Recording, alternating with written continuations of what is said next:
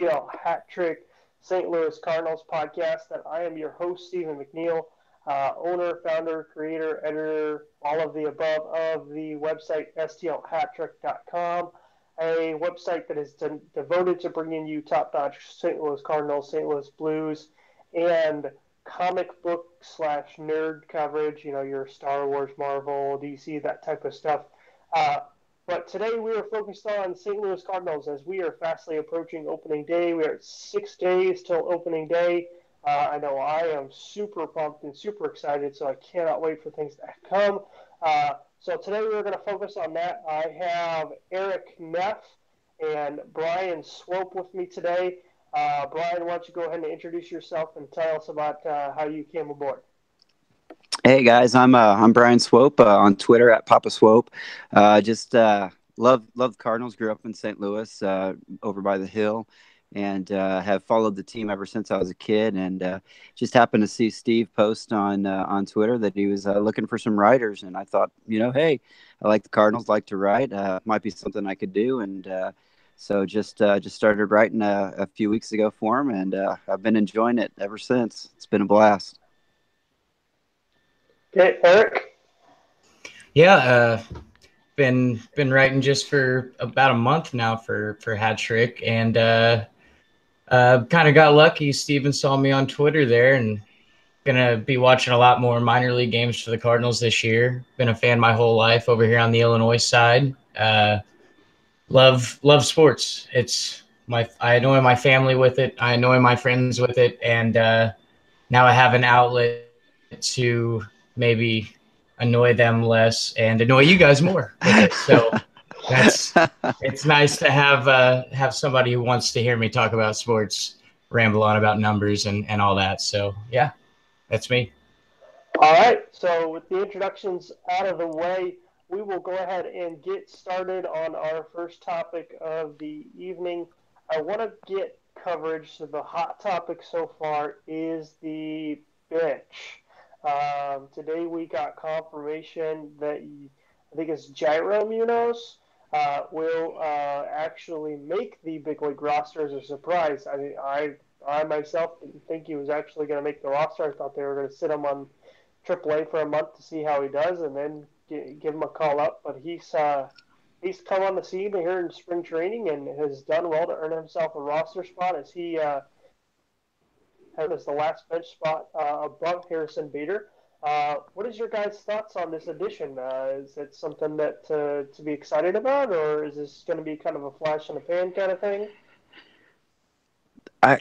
Honestly, I'm excited about this guy. I thought when we made the trade this offseason that sent Stephen Piscotty over to the A's, and we brought over Max Schrock and Munoz. I thought Munoz was just kind of a throw-in guy.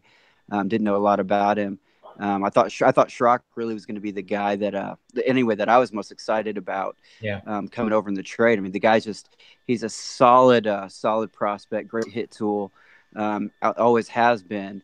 In fact, several years ago, when Schrock was drafted, Carson Sestouli did a piece on him in Fangraphs, and just really talked him up. And I really liked the kid, but Munoz, I was like, who is this guy? And he has really come on strong this spring. I think he surprised everybody.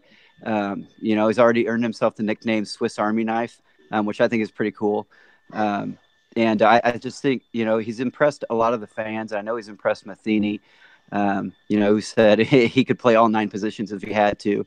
It's kind of reminds me of another guy the Cardinals used to have playing for us by the name of Oquendo, who we used to call the secret weapon. I just think I think he's going to be really good, and I wish it wouldn't have been at the expense of Bader. I thought Bader had earned his spot. I thought maybe Garcia should have been the guy to go, and I know he's out of options, and that kind of handcuffed the team a little bit there. But I think Munoz did everything that he could to earn the spot that he got this year, and he's definitely earned it. I think he deserves it. Well, first of all, Munoz ruined my newest piece today. Whenever the Cardinals ruined my piece by rostering him, but I'm gonna let that go. And I will say he's an exciting player. I've loved watching him. What I've seen so far, obviously, I haven't got to see a whole lot other than just spring training and some highlights. His numbers jumped out at me a few times over his minor league career.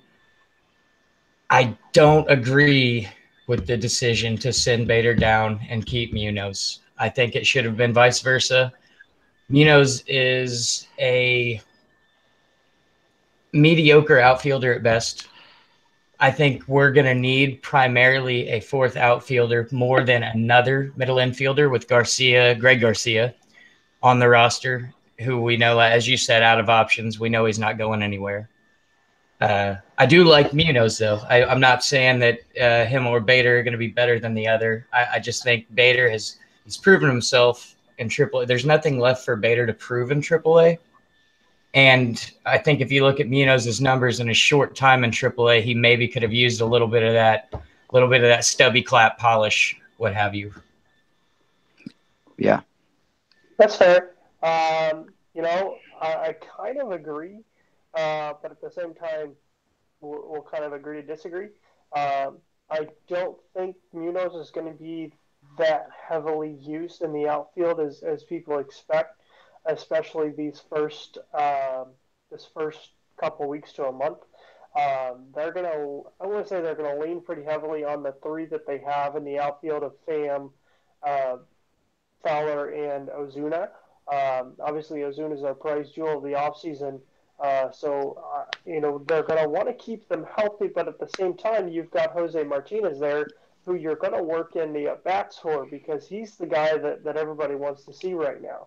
He's the guy who's got the kind of the proverbial chip on his shoulder, because there's no spot for him on the actual playing field, but he's actually worthy of actually a starting spot, but there's no place to put him. So I think Munoz is yes, he's on to be that fourth or fifth or fifth outfielder / middle infielder, backup for Garcia and backup for Wong and DeYoung, but at the same time, I think that you're going to see him.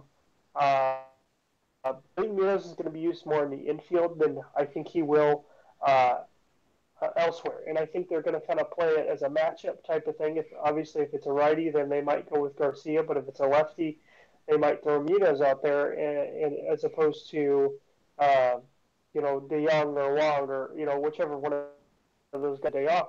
I don't foresee. I could be completely wrong, and they could be leaning heavily on Jose Martinez just to back up Matt Carpenter. But if Matt Carpenter is healthy, he's going to play. If there's 5 games in a week, he's going to play 4 out of 5 games, and you're going to want that bat of Jose Martinez on a day off for Ozuna or a day off for Fowler. You're going to want Jose Martinez in there. So I don't think it's as bad to send Bader down, and when you look at it, you see that Bader really. I mean, yes, he's done a really good job, but that kid needs at bats. He needs more time in AAA. Controlling his craft, and do we really want to see him up the first month of the season not really getting a whole lot of playing time, riding the pine, kind of in the same way Carson Kelly was going to do? I don't think so. That's what I was worried about with Munoz, is that this is taking at bats away from him. We're not looking for a starter here, and I think between him and Bader, he definitely needs more of the polishing. I agree with what you said on Bader. He's got to get the at-bats, which is why we should have traded Harrison Bader this offseason, but that's a different story. I digress. So. Well, you got to look at the organizational standpoint. Munoz is great. Is a great option for the Cardinals right now, versatility-wise. But do we really see him being a better prospect than Harrison Bader? Probably not. He's great. Yeah. He's the nice shiny new toy of the offseason. Right. Yeah. And he's a popular target. But really, is the organization really focused on Munoz's at bats more so than Bader's at bats, and they're going to protect Bader more than they are Munoz. And you have to look at it. Go ahead. No, go ahead. Well, I was going to say, I'm looking at this from the standpoint that you also see that Fowler is going to be here for the long haul. Fowler is under yeah, contract for what, another 4 more years? Yep. Is it yep, 4? 4. So Yep. he's yep, under contract for 4 more years. But Ozuna's only under contract for this year and next. There's no guarantee that Ozuna is going to sign a contract to stay with the Cardinals. There's no guarantee that the Cardinals are going to want him to sign a contract. So Bader needs to be ready in 2 years' time to potentially take that role. right. Well, and the other thing too, I was going to say is, I mean, and you touched on it there, Steve. I think what Munoz brings in his positional flexibility really, I think, is what sets him apart from the other guys. And Matheny has been absolutely, I mean, the history shows he's not afraid to move guys around the diamond. I mean, look what he's done with Jerko, even DeYoung last year. Carpenter will move around a little bit.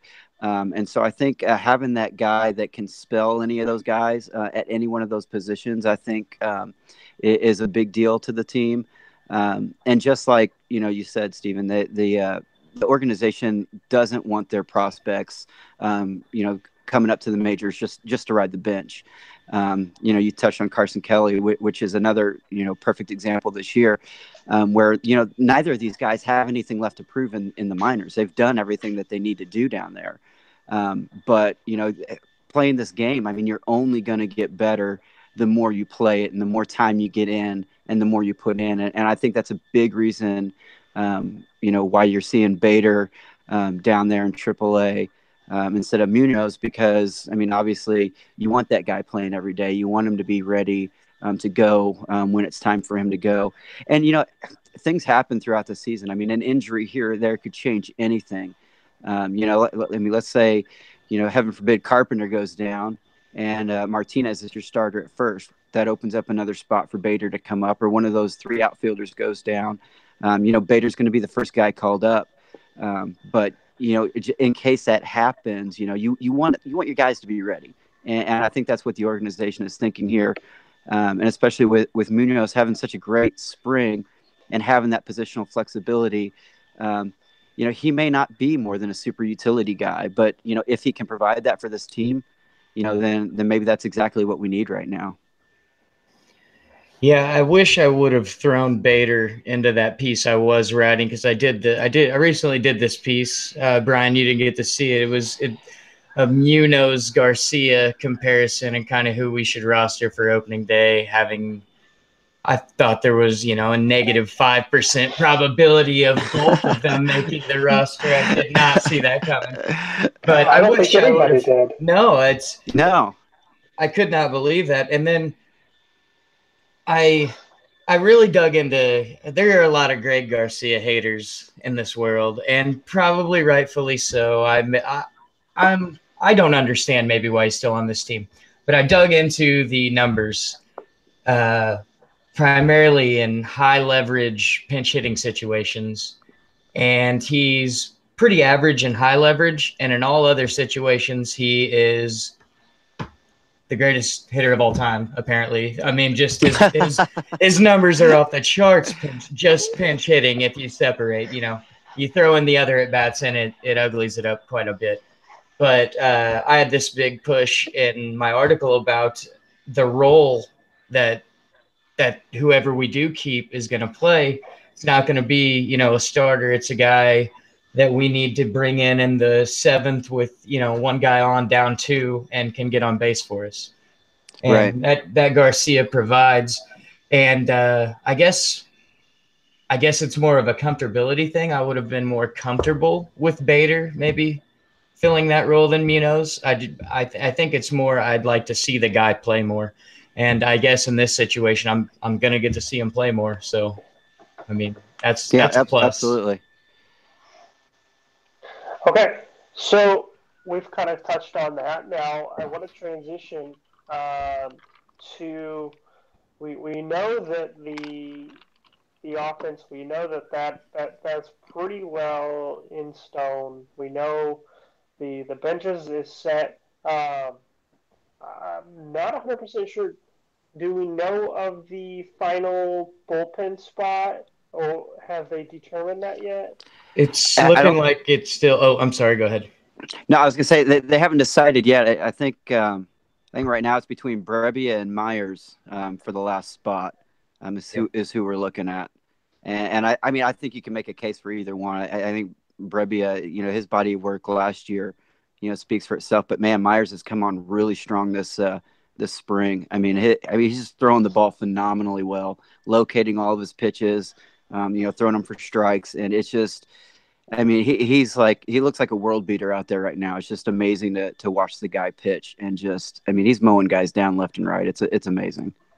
I agree. I would have a really, really hard time sending Myers down right now, and I wouldn't send Brebbia down either. I wouldn't have signed Bud Norris, but once again, a different situation, different conversation. Exactly. Yeah, the last I saw was between those two for that last spot, and somebody who's already been sent down and hasn't been the conversation, and I believe should be, is also Gant. I really liked what I saw out of Gant this spring. Yeah. Brebbia is doing the same thing he's been doing. He's hot. Mayers is he's a different guy this year. I think they want to keep Gant stretched out as a potential first call in case things with Flaherty or Reyes don't go right. I think they want to keep him stretched out. That's potentially why they sent him down so early. And Myers and Brebbia have kind of put themselves above everybody else. I could agree with that. I don't think Gant's beating Myers or Brebbia right now for that spot. Once again, he's beating the crap out of Bud Norris, though. Jeez. I think everybody's beating the crap out of Bud Norris. Yes, the Cardinal killer, and then he comes to us and he's like, "I don't really remember how to do this, guys." Yeah, now he's killing us in another way. Yes, he's still the Cardinal killer. Imagine that. Imagine that. And then Gregerson.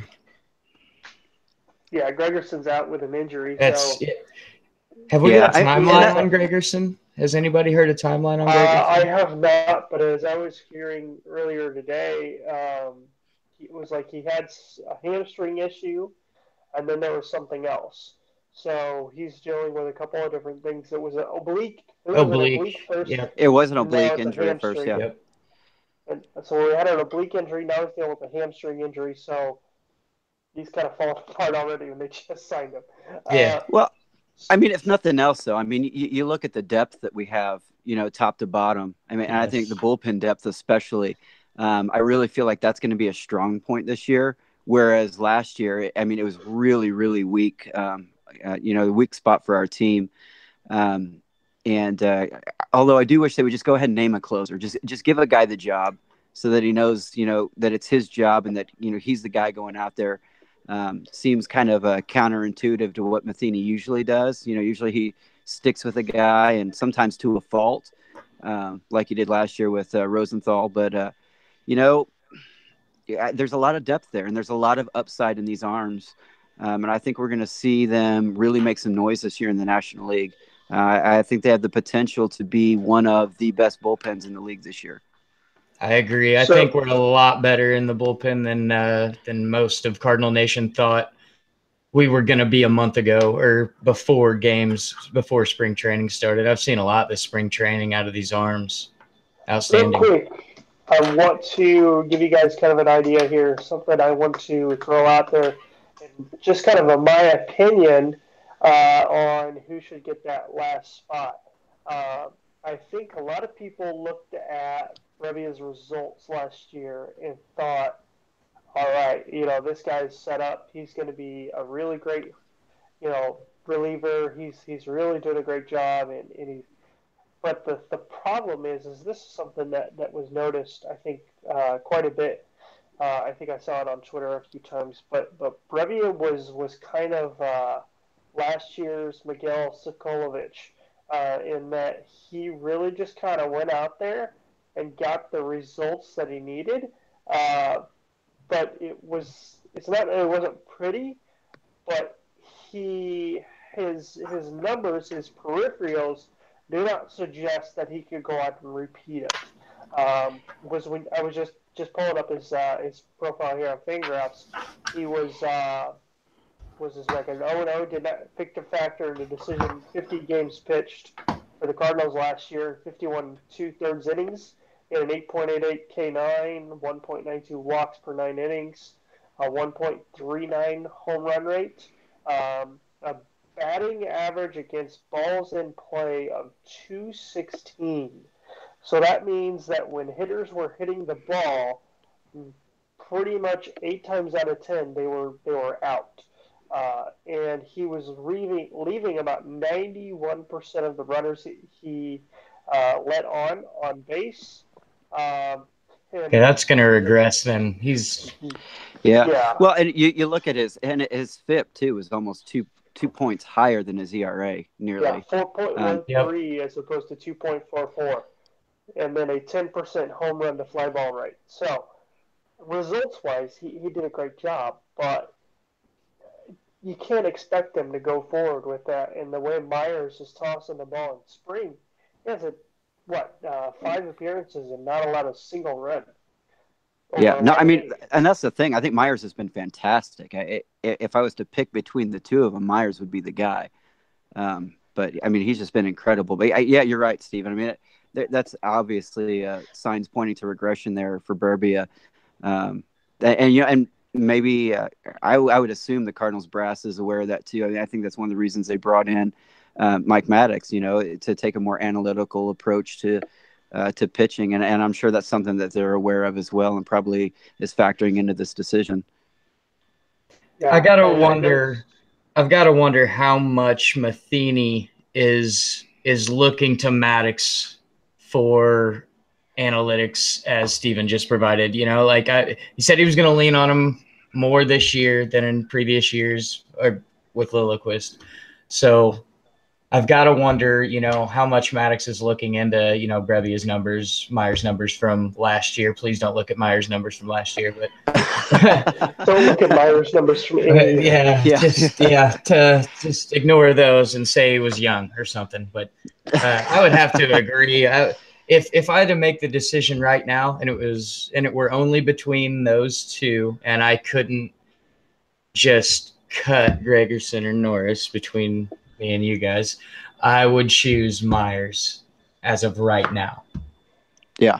And see what Brebbia's got to offer. If Brebbia goes down to AAA and he's just, killing it, we'll see what we can do.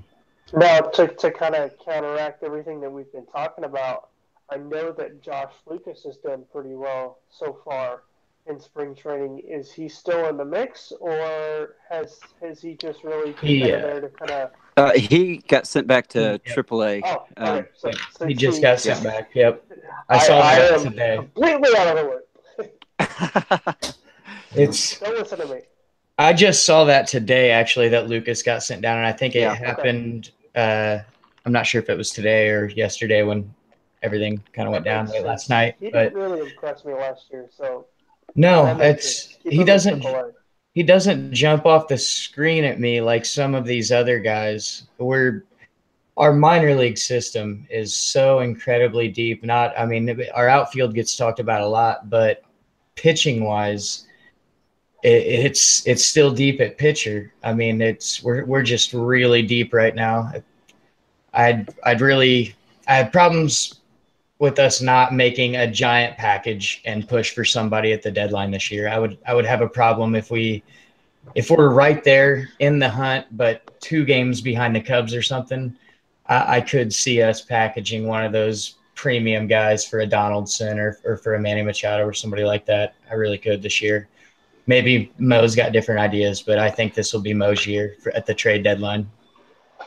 Or maybe we don't need it. Well, I hope so. I mean, even when we made the Ozuna trade, I felt like we were still, probably one big bat away from really making some noise. But I mean, when you look at it, I think the offense finished 12th in the league last year. You add a bat like Ozuna, obviously you get better.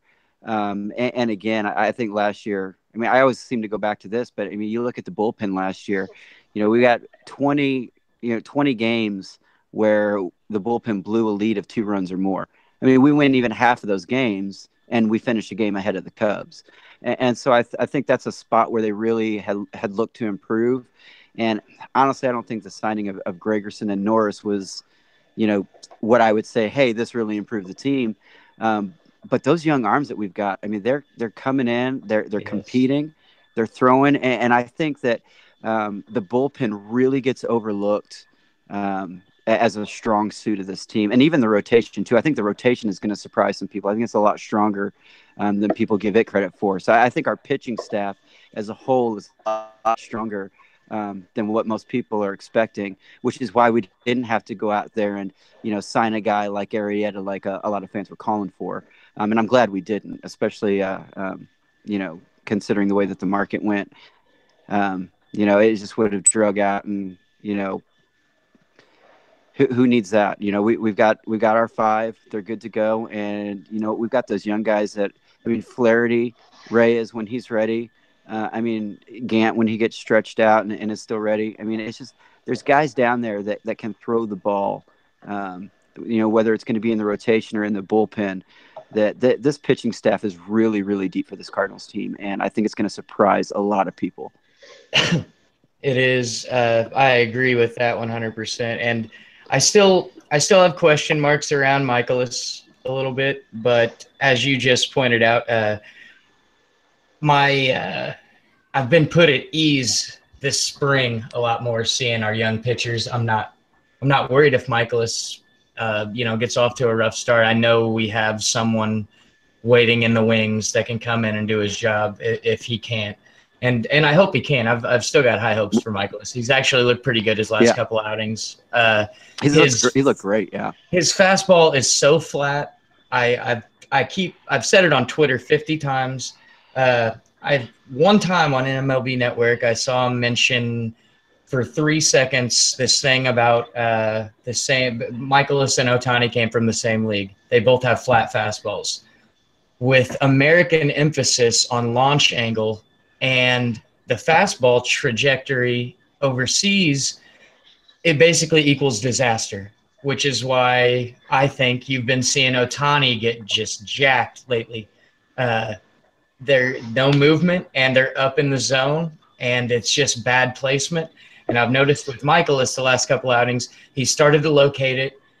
He started to throw it inside a little bit more. He's getting it down in the zone, and his breaking ball his curveball's nasty.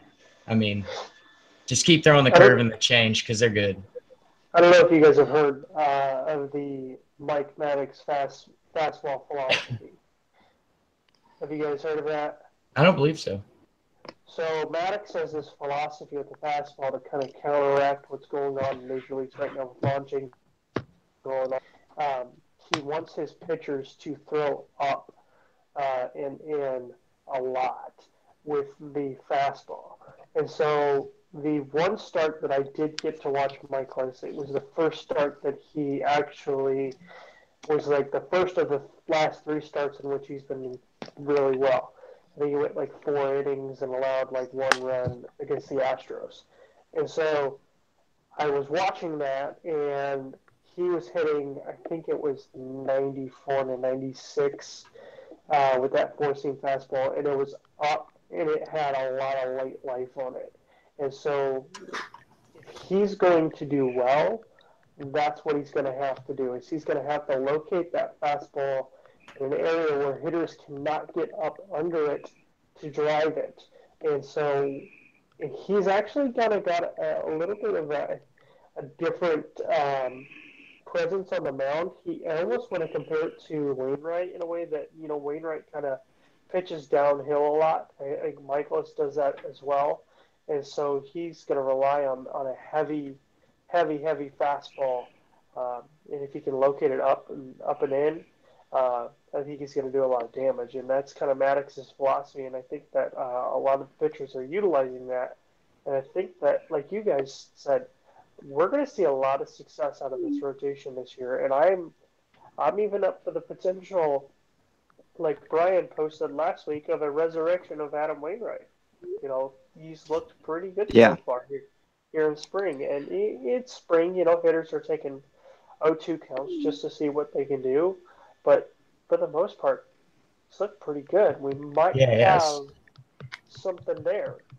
And if you've got, I mean, even if you put it this way, even if it's, Michaelis or if it's Wainwright not working out and you got 4 out of those 5 guys doing well, that's pretty good.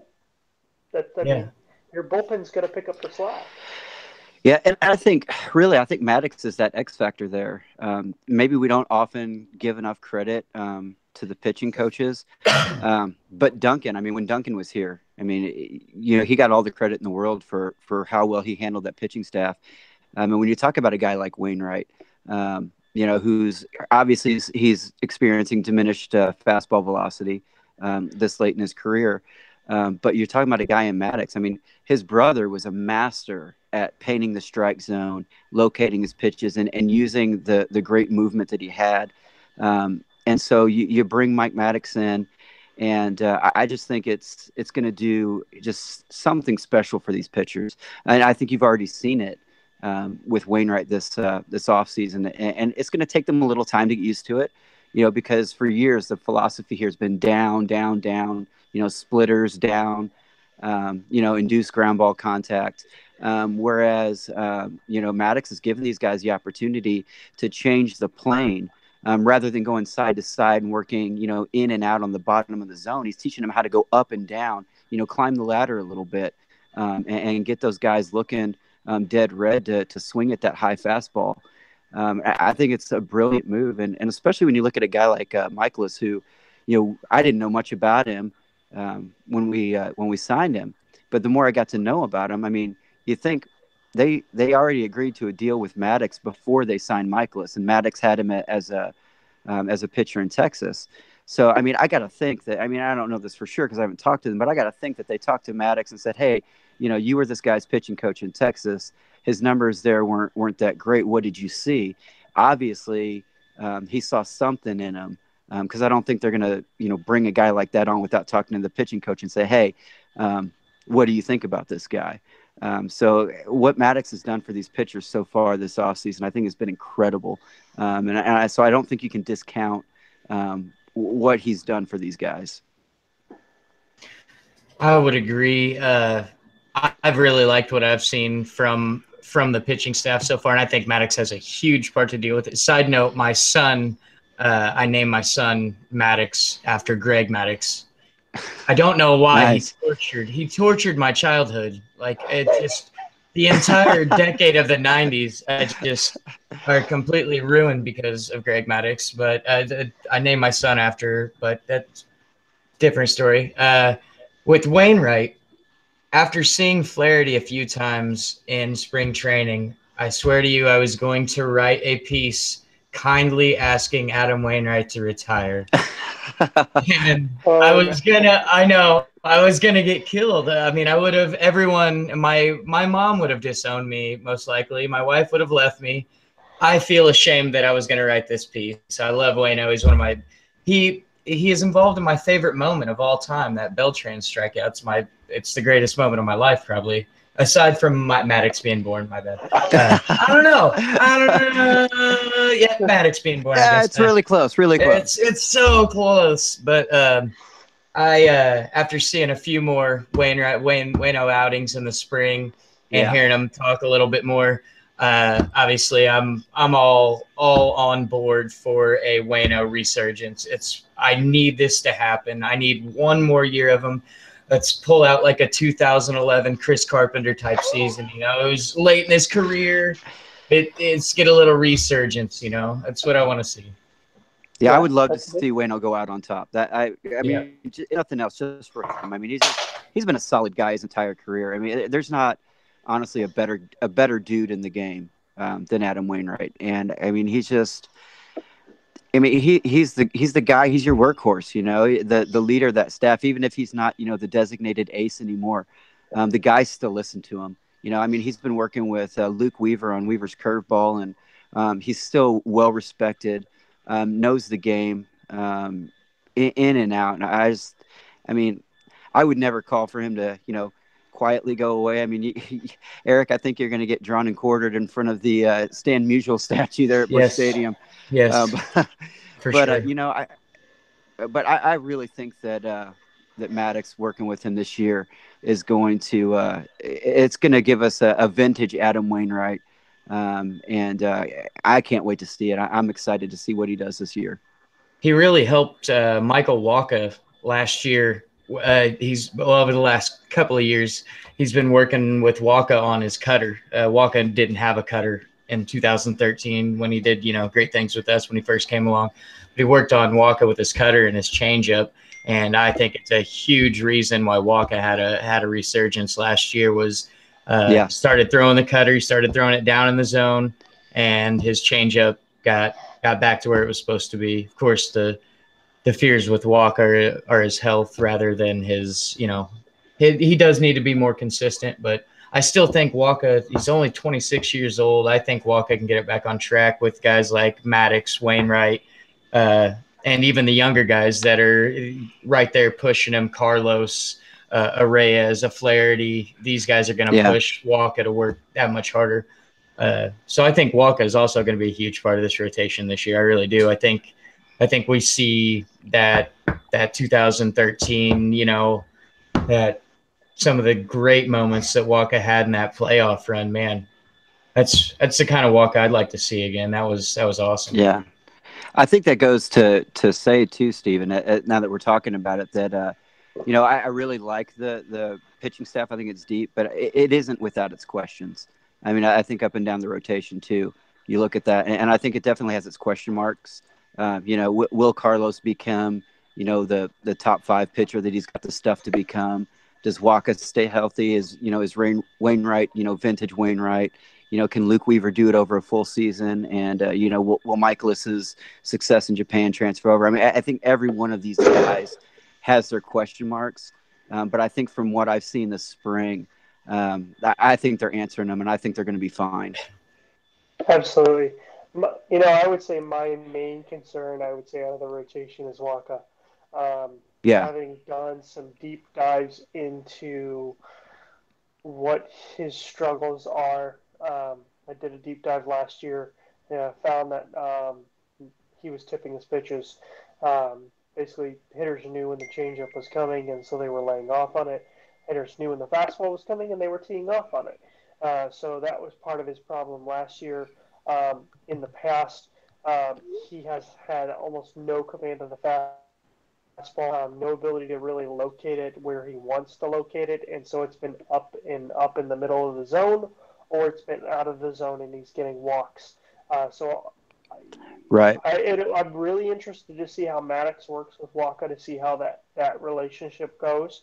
Really kind of disappointed that Wacha never got to grow under the tutelage of a Dave Duncan. And I think if you pay attention to it, and I don't want to be crass to fans, but fans, like, where have you been the last 25 years?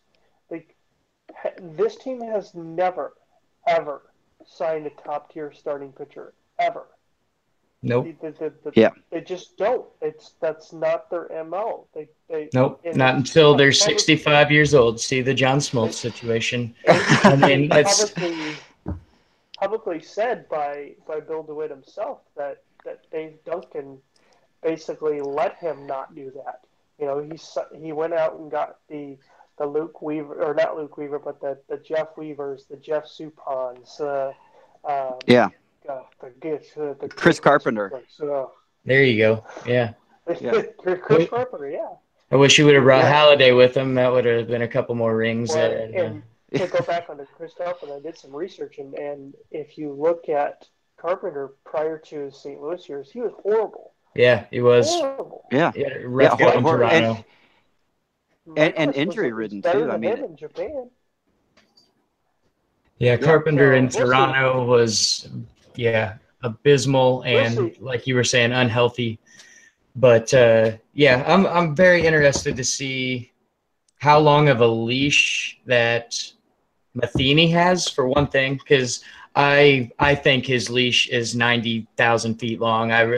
I was talking to a friend tonight who said this is it. If he doesn't get us into the playoffs this year, he's done. And I said, no, I do not. For one thing, I don't think we're going to miss the playoffs. I truly believe that we're going to make the playoffs.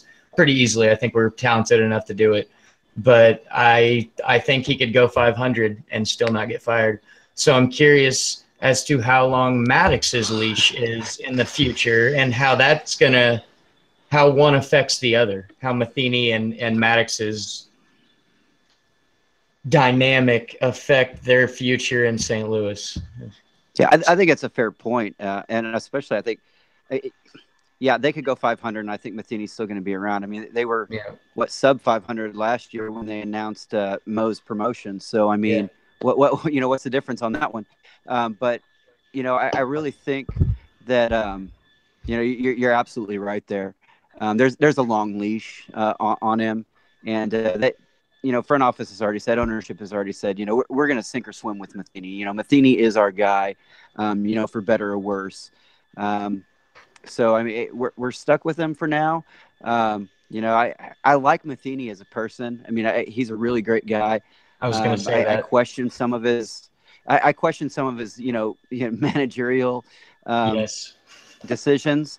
I think he's one of those guys again who I feel like sometimes he's loyal to a fault. Where if a guy's not doing well or if a guy's not performing, man, you got to put somebody in, because at the end of the day, it's about putting that W up on the board. But if he can get around that and learn from some of those mistakes in prior years, I think this team really does have the talent to make the playoffs. I don't think they're a World Series team yet, but I do think that they're really close. I think the key is going to be the reports that Matheny is pretty much giving the entire pitching staff over to Maddox true? And if that rings true throughout the season, I think that this team is going to go north. Like they are going to be way better than last year. They're going to be way better than the past 2 years, because they're going to have somebody that is in charge of just one area, and it's going to be like Matheny's not over here trying to manage the bullpen, the rotation, the lineup, the bench, all at the same time. Yeah, all successful managers do it, but also he has to be willing to say, okay, Maddox, this is your area of expertise. I'm going to let you run with this and take care of that. So that's going to be the key. Guys, we'll kind of digress away from the pitching aspect for now, and I want to kind of we're kind of getting down in the last 15 minutes here. I want to kind of go over, we've kind of gone over our expectations from a point, but I want to kind of go player expectation. Who do you think is going to excel this season, and who do you feel like is going to have a down season in a sense? I'll let you kick us off, Swop. If I had to pick one player that I think is going to excel, I mean, the popular pick right now is obviously Ozuna, and I think you can't discount that guy. I think he's amazing, and I've said for a couple of years now that I really thought that he was the guy that we should have gone out and traded for, and I'm glad we did. But I think the guy that's really going to excel is going to be Tommy Pham. I think that the drive that this guy has, the work ethic that he has, and just even the determination that he had in the offseason just to learn the little things. And that's what makes good players great and what makes great players exceptional. You saw it with with Pujols when he was here, constantly fine-tuning his game, constantly trying to, what can I do better? What are the things that I can do better than I've done in the past? And like with Pham this year, in the offseason, working on his speed, recognizing that that's an aspect of his game that he'd like to step up, and become better at. Guys like that who really understand themselves and understand, where they're at and where they're deficient. Those are the guys that really start to take steps forward, because they start to work on those little things. And when they're doing those little things, we say it all the time, the sum is greater than its parts, and I think Pham realizing that, like, here's a part of my game that needs to step up to make the whole better. And I just think we're going to see him really round into a more complete player this year, and just the top. If I had to make a bold prediction, I'd say, I'm going to say it. I'm going to say Pham goes for a 30-30 year this year. I think 30 homers, 30 steals isn't out of the question for this guy. I like it. I'll second that. So what about you, Eric? Who do you think is going to surprise this year? My surprise this year, it's kind of tough. I don't know how much of a surprise it'll necessarily be, but I look for, and I've seen a few people down on him. Nobody really down on him. I do not think Paul DeYoung regresses at all. I think he improves. I think his strikeout rate goes down this year rather than up, as most are predicting. Uh, I think he might get 30 home runs this year with the big club. Uh, I love what I see with this guy. I know his exit velocity is extremely low compared to a lot of home run hitters, but his launch angle is good. And it just me, or does it seem like he hits home runs really easily? Like it Yeah. almost doesn't look like he tries. It's a very effortless swing. So I look Yeah. forward to Young to not regress. And the guy who I'm down on is Jed Jerko. I don't I Jetty's going to have to prove to me that he can do it for 600 at bats, and I don't think I don't think he can. I think he's your utility guy that you try to get 350 at bats out of, and see if he can jack 25 home runs for you in those 350 like he did a few years ago.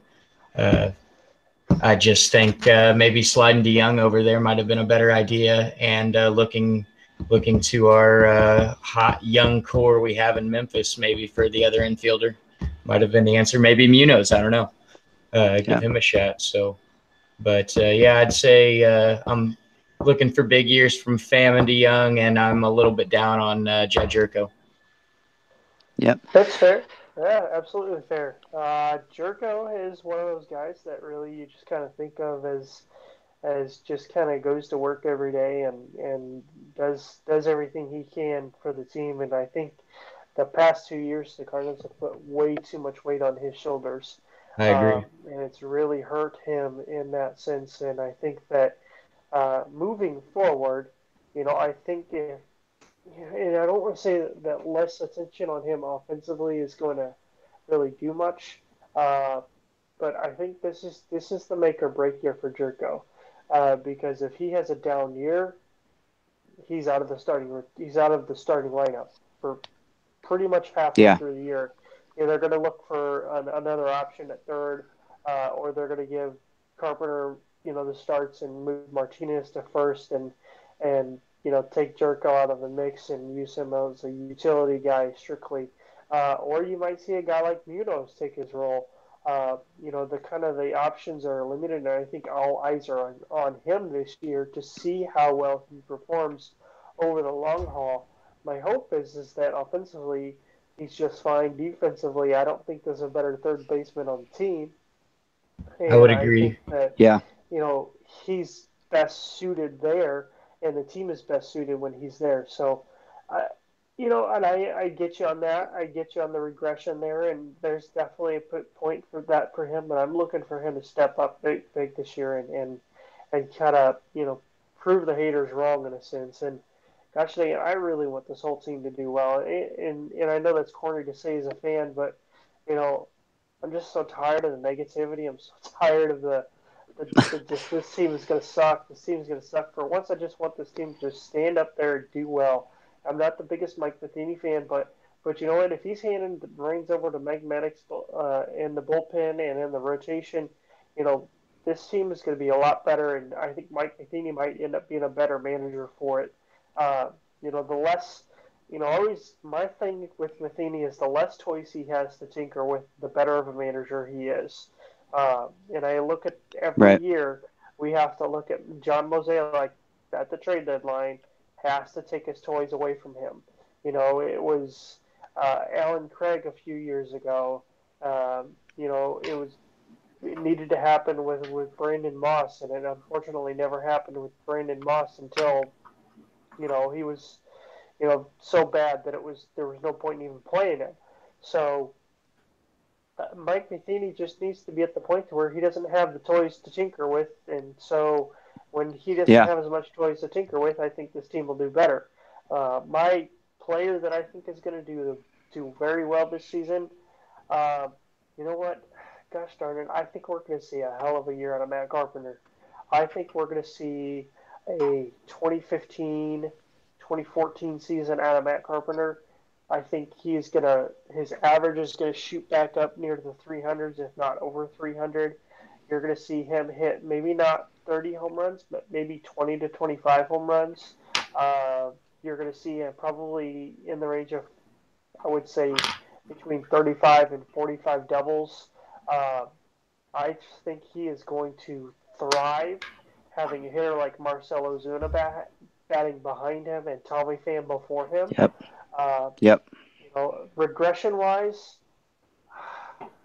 I hate to say it, but I really think that this could be a down year for Michael Wacha, and potentially, his last, opportunity in the rotation, and he's not.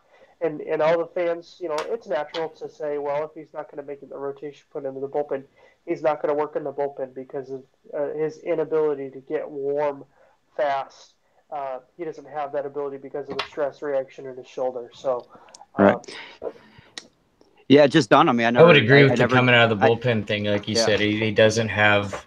And I do think that if he does have maybe a down year, as you were saying, he does hold potential trade value at the deadline, and we have the starters to replace him.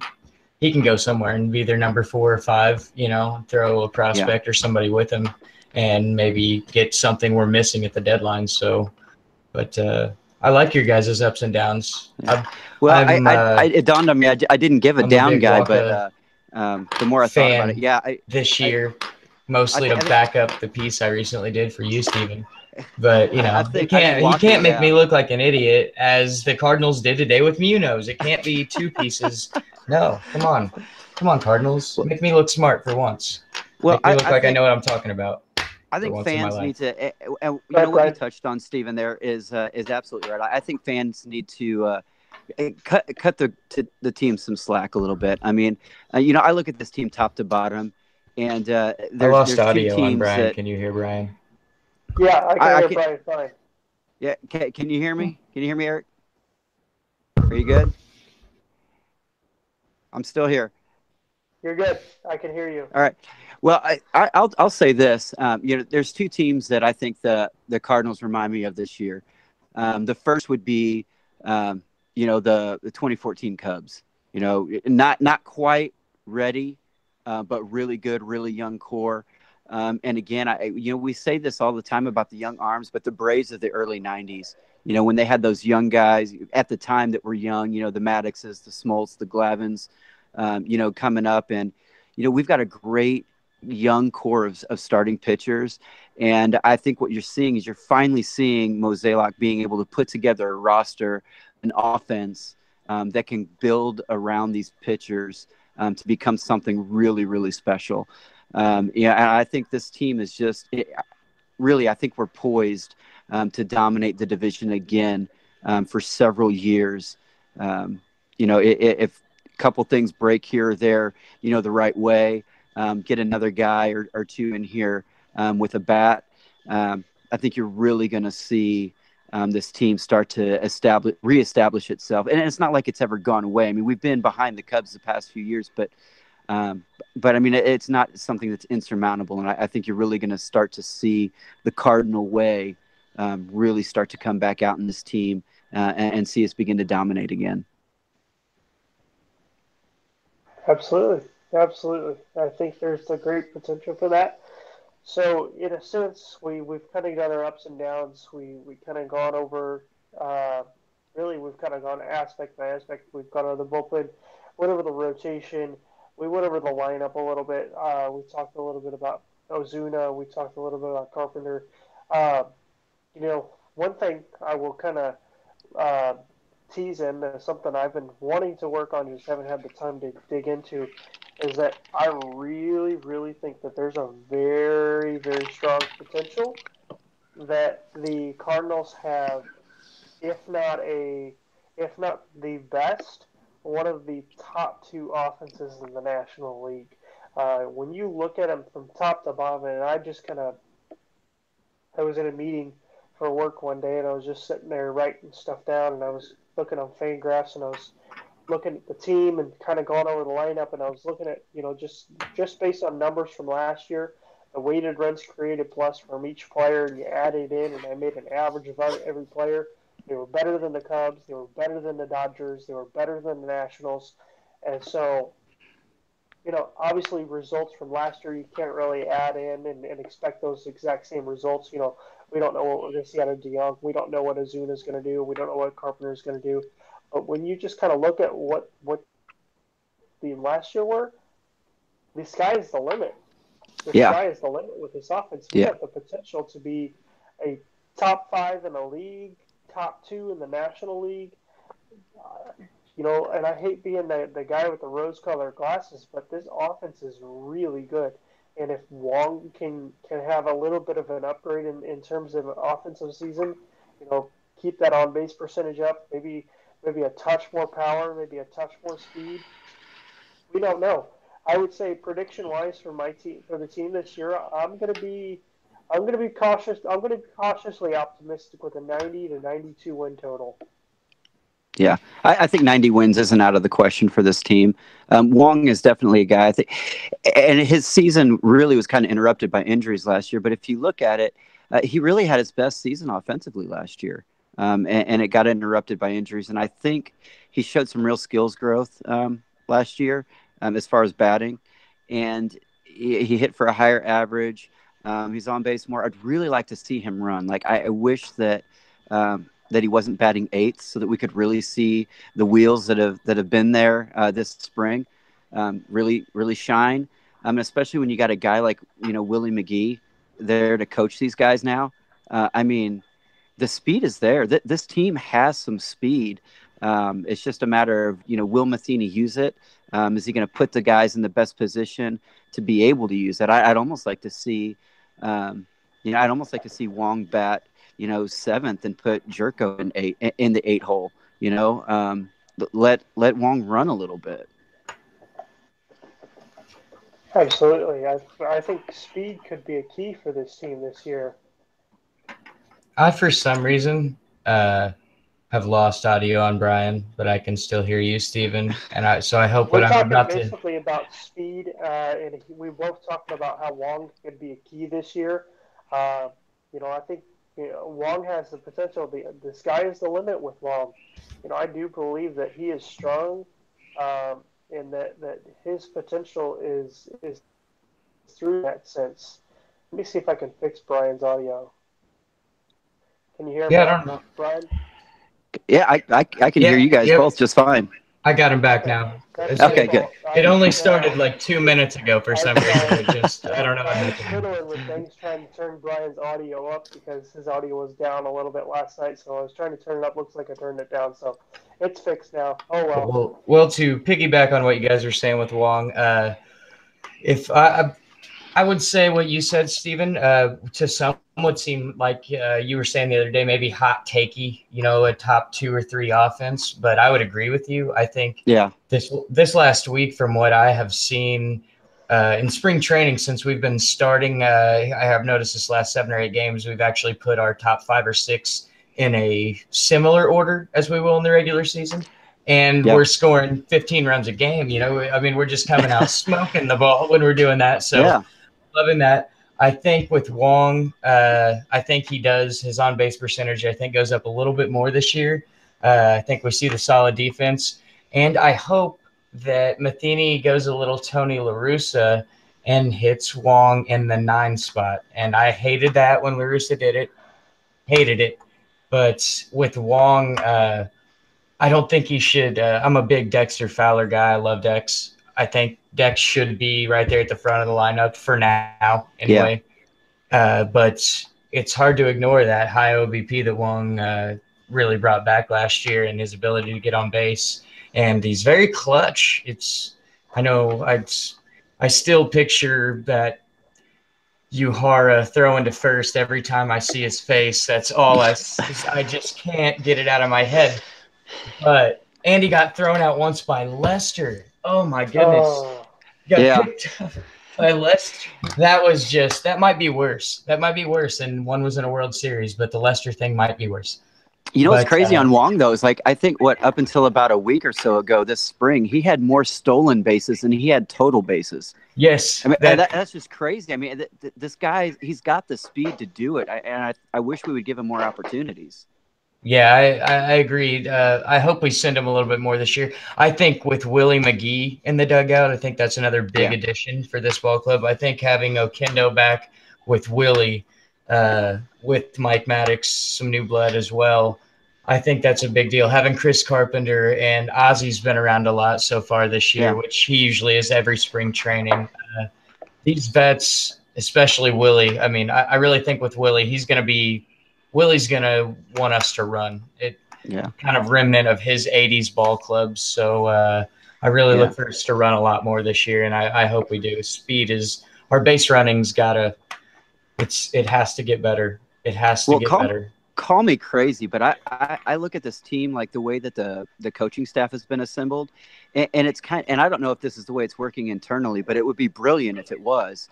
If you think about sort of like a football team has their head coach, offensive coordinator, defensive coordinator. You Yeah. know, Matheny's like the head coach. You got Maddox doing the pitching.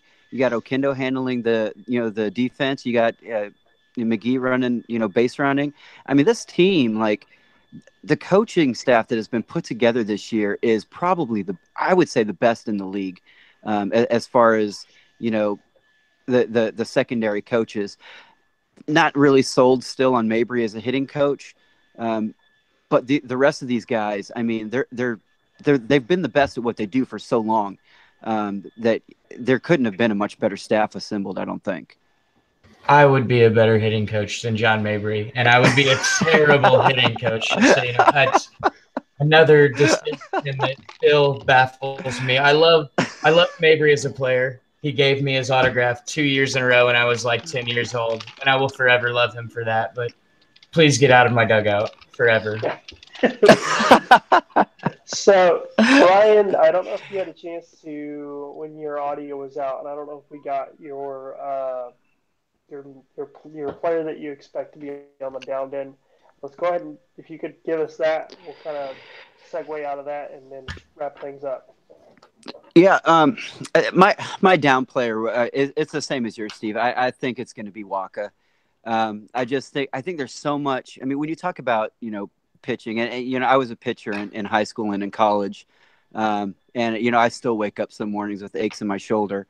I mean, when you talk about the injuries that guy's had, I mean, it's just how long does he hold up? And especially last year, he had a full season, but there were times marked where he had to skip a start or two, to give his shoulder some rest. And again, you guys talked about the inconsistency in the command of the fastball. Yeah, last year was a good year, but I don't think that he has as good a year as we hope he does.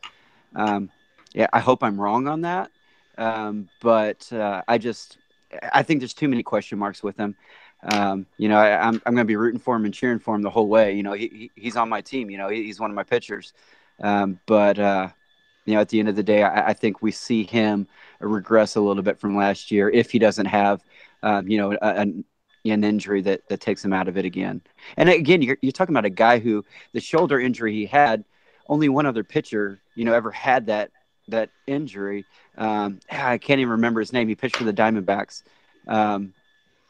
Gosh, I can't. I wish I could remember the guy's name. Yeah, I know who you're talking about. It's he's the Dodgers now. That's name slips my head now. Yep, it's Brandon something. Brandon McCarthy. McCarthy, yeah. And I mean, you look at he's the only other guy that's come back from that same type of injury.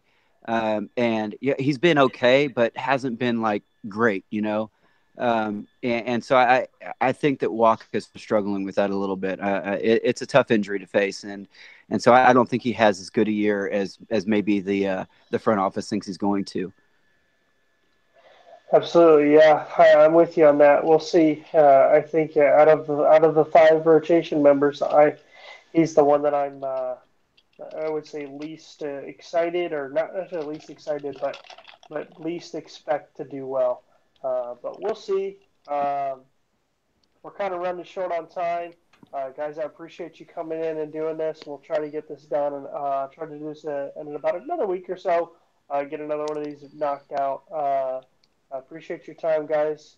Hopefully, you, the viewer, are enjoying this, and that we'll get this wrapped up into a nice little podcast for you, and it'll be downloadable on iTunes and the Google Play Store.